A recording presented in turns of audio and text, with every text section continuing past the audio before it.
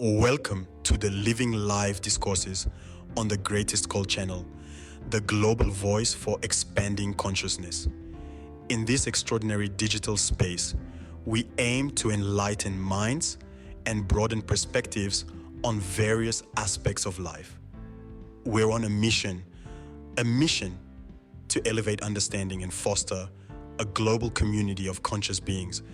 Our channel thrives on your engagement, so if our content resonates with you, feel free to like, share, and comment.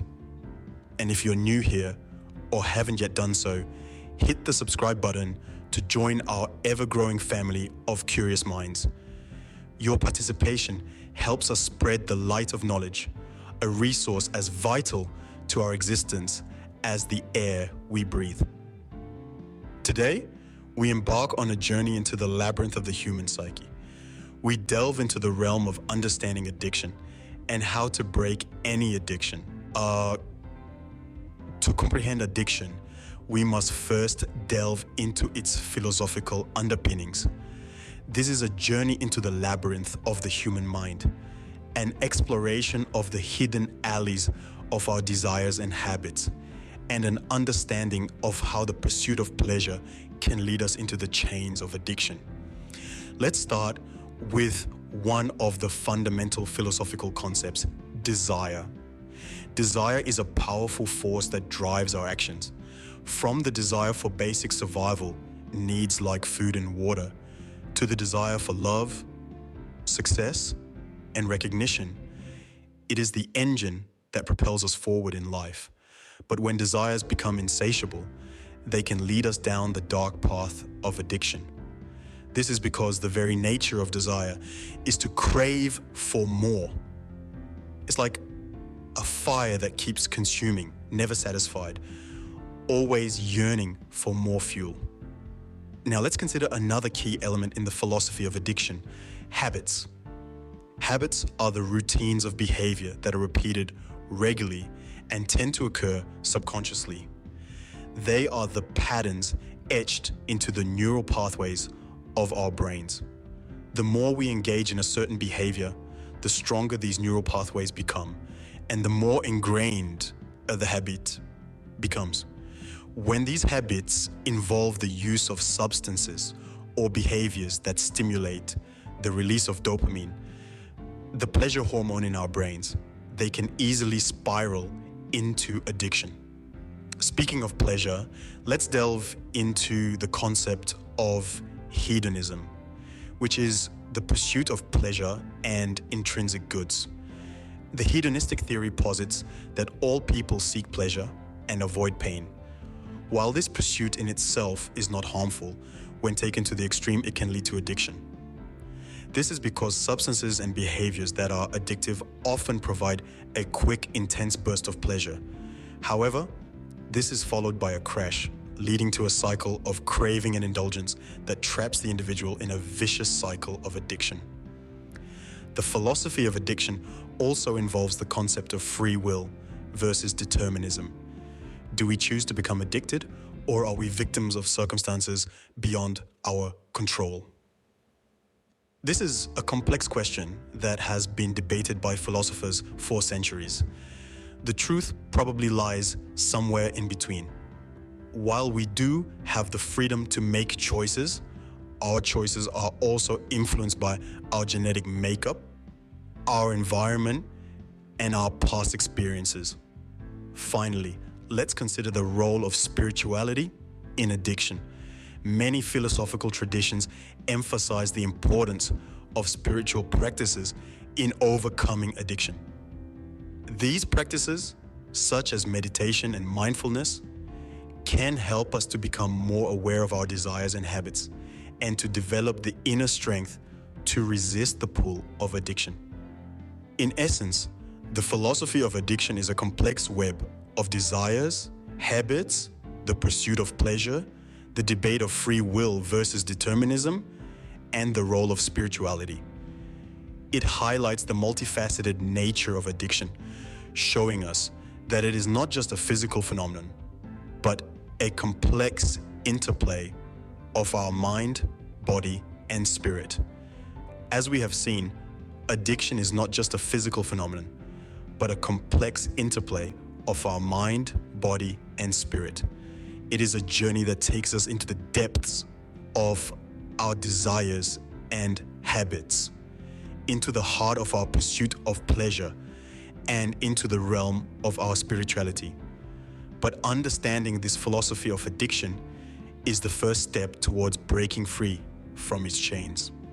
So let's continue this journey together as we delve deeper into the science of addiction in the next segment. Now that we have a philosophical understanding of addiction, let us explore it from a scientific perspective. Addiction is more than just a series of bad decisions or a lack of willpower. It's a complex interplay of brain chemistry, genetics, environment, and personal experiences. In essence, addiction is a disease of the brain, altering the way your brain functions on a fundamental level. So, what happens in our brains when we become addicted? The answer lies in the intricate dance of neurotransmitters and receptors. The brain communicates using these chemicals, and every emotion we feel, every thought we have, is the result of these interactions. One neurotransmitter in particular plays a central role in addiction: dopamine. Dopamine is associated with pleasure and reward. It's released when we do something enjoyable, like eating a delicious meal or spending time with loved ones. However, addictive substances can hijack this system, causing a surge of dopamine far beyond what our natural rewards can produce. This intense pleasure reinforces the behavior, making us want to repeat it. Over time, the brain adjusts to these dopamine surges by producing less of it or reducing the number of receptors that can receive signals. As a result, the substance doesn't give as much pleasure, leading to the need for more of it to achieve the same high. This is known as tolerance. But it's not just about pleasure. Addiction also involves the brain's stress systems. When the effects of the substance wear off, it can lead to uncomfortable withdrawal symptoms. This, coupled with environmental cues associated with the substance, can trigger intense cravings, driving a person back to the substance despite negative consequences. Now, let's understand how addiction affects the body. The specific physical effects depend on the substance and how it's used. For instance, smoking a substance can damage the lungs, while injecting it can lead to infections or collapsed veins. But regardless of the method, repeated substance use can wreak havoc on the body systems, leading to a slew of health problems, including heart disease, liver damage, and mental health disorders. It's also worth noting that addiction has a genetic component. While not everyone with a family history of addiction will develop one, they are at a higher risk. This is because certain genetic variations can make a person more susceptible to the effects of substances. However, genes aren't destiny, and environmental factors play a significant role. It's important to remember that addiction is not a moral failing or a character flaw. It's a chronic disease like diabetes or hypertension, and it needs to be treated as such. Stigma and judgment can often prevent individuals from seeking help, further fueling the cycle of addiction. Science has made significant strides in understanding addiction. We now know it's not a simple case of weak willpower, but a complex interplay of brain chemistry, genetics, and environment. This knowledge has paved the way for effective treatments, including medications and behavioral therapies that can help people recover and lead healthy, productive lives. So, in essence, science has provided us with a profound understanding of addiction. It has unraveled the complex changes that occur in our brain and body, shedding light on why some people become addicted while others do not. It has also underscored the importance of treating addiction as a chronic disease, reinforcing the need for empathy and understanding. Science provides us with a clear understanding of how addiction physically changes our brain and body. Religion also provides valuable insights into addiction. Let's explore some of these perspectives. As we dive into the world of religious perspectives on addiction, it's crucial to remember that faith can be a vital tool for many in their journey towards recovery. So, let's start with Islam. According to Islamic teachings, substance abuse, which includes any form of addiction, is considered haram or forbidden. This is because it defies the Islamic principle of not causing harm to oneself or others. To overcome addiction, Islam encourages seeking medical help, adopting a healthy lifestyle, and strengthening one's faith. Next, we look at Christianity. In Christianity, addiction is seen as a form of idolatry. It's a misplaced dependency where substances or behaviors replace God as a source of comfort or fulfillment. The Bible encourages individuals to cast all your anxieties on Him, for He cares for you. This means surrendering one's struggles to God and seeking His strength to overcome addiction. Christian counseling and prayer are often used in the process of recovery. Moving on to Judaism, the religion views addiction as a form of spiritual disconnection. The Talmud, a central text in Judaism, states, "In a place where there are no men, strive to be a man." This metaphorically implies that when society falls into the trap of addiction, it's upon the individual to stand against it.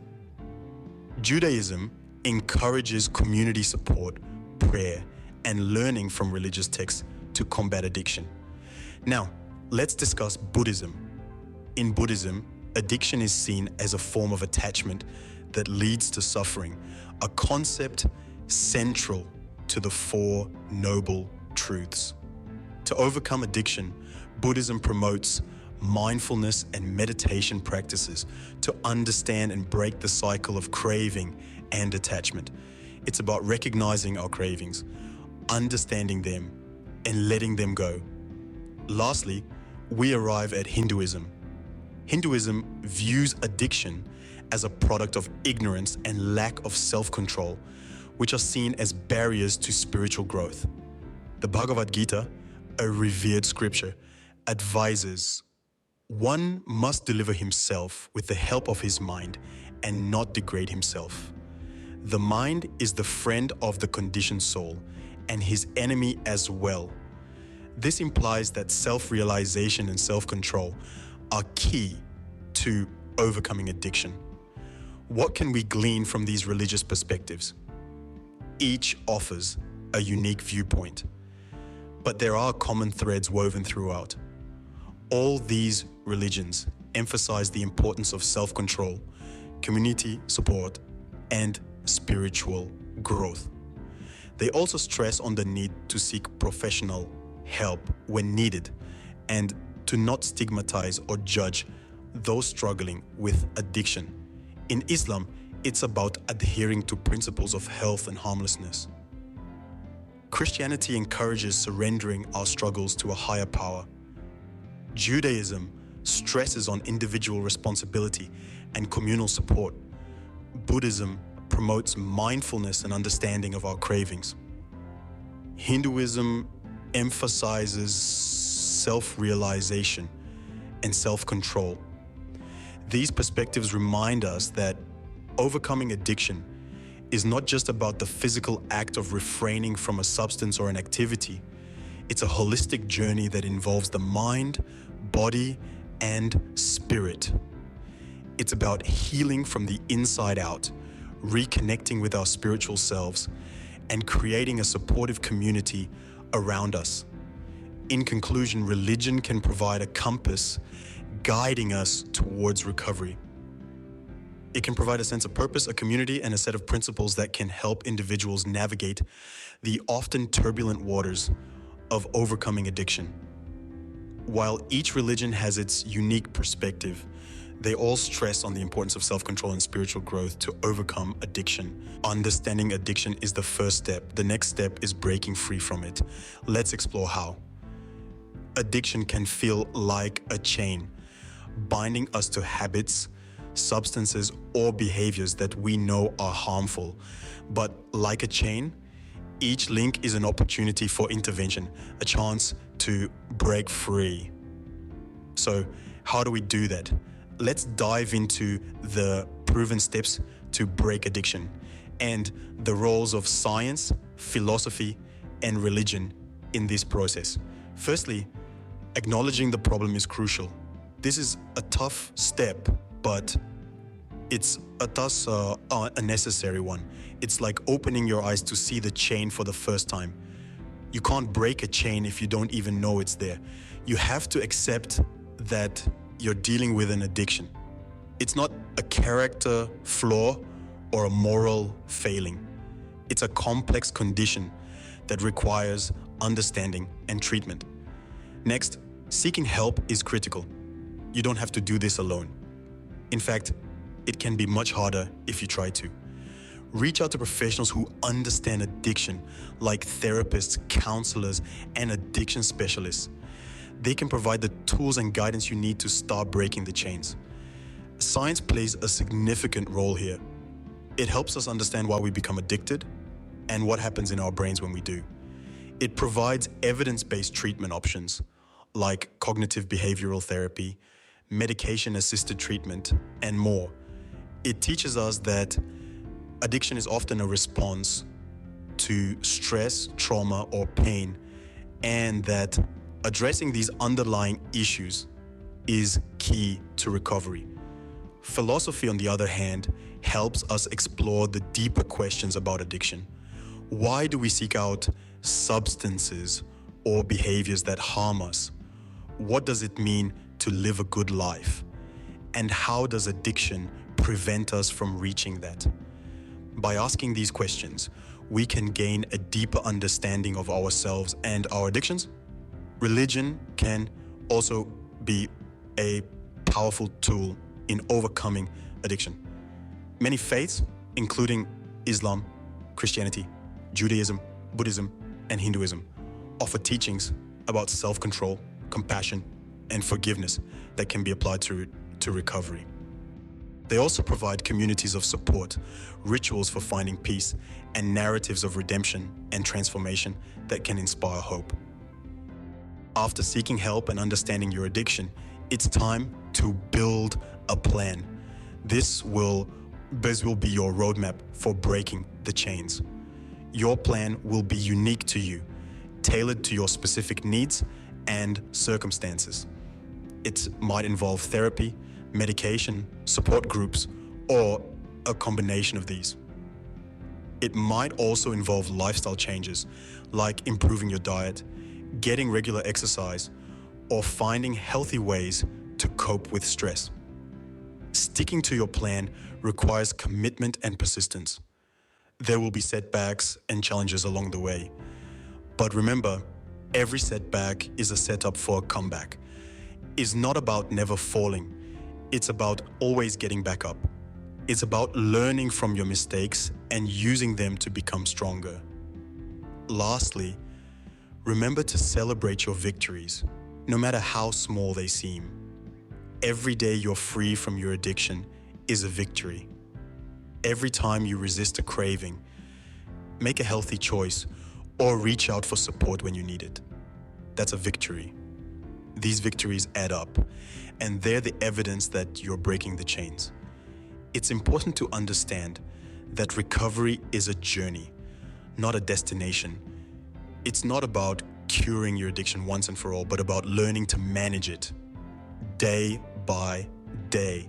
It's about building a new life where your addiction no longer has control over you. Breaking free from addiction is not easy, but with understanding, determination, and the right support, it is absolutely possible.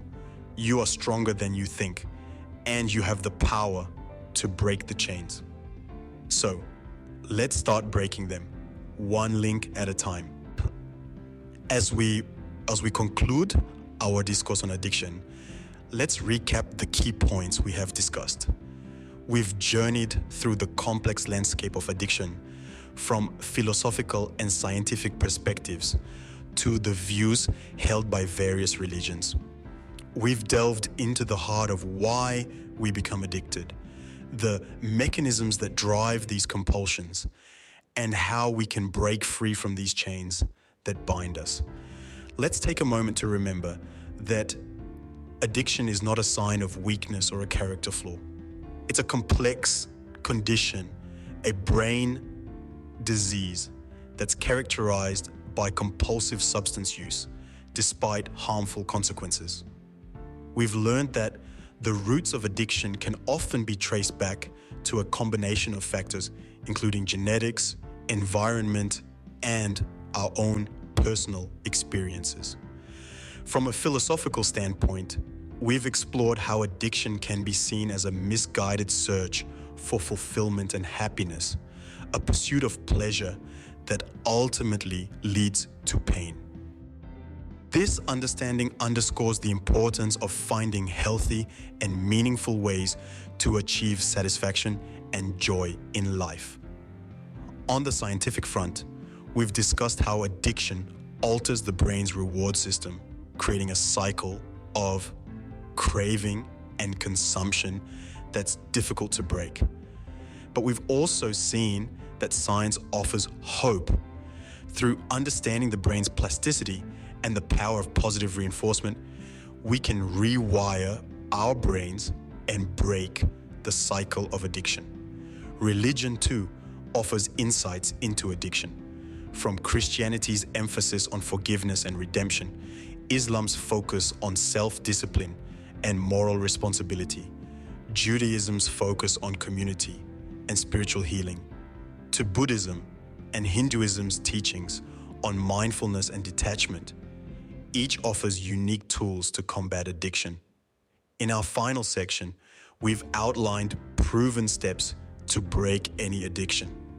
These include recognizing the problem, seeking help, developing a plan, finding support, replacing unhealthy habits with healthy ones, practicing self-care, and being patient with oneself.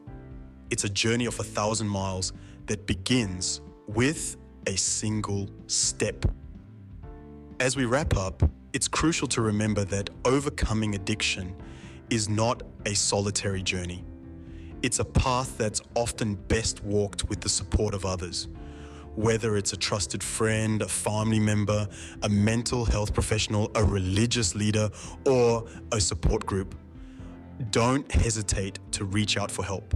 In fact, reaching out is often the first and most crucial step in overcoming addiction. It's a sign of strength and courage, an acknowledgement that you're ready to change, and a request for guidance and support on your journey.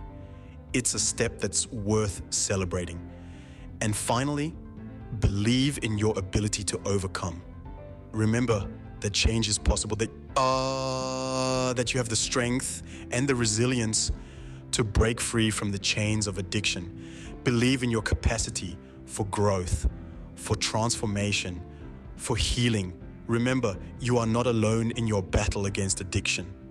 Reach out, seek help, and believe in your ability to overcome. Thank you for joining us on this journey of understanding and overcoming addiction. Until next time, stay strong, stay enlightened.